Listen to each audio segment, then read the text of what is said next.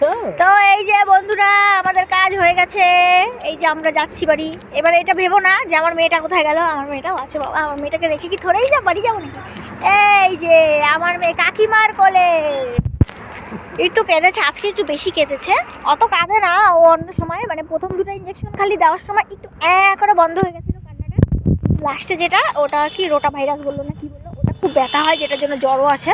তো ওই ইঞ্জেকশনটা আজকে একটু নড়াচড়া একটু করে ফেলেছে, তো ওটাতে মানে ব্যথাটা একটু বেশি পেয়েছে, ওই জন্য আজকে বেশি কেঁদেছে।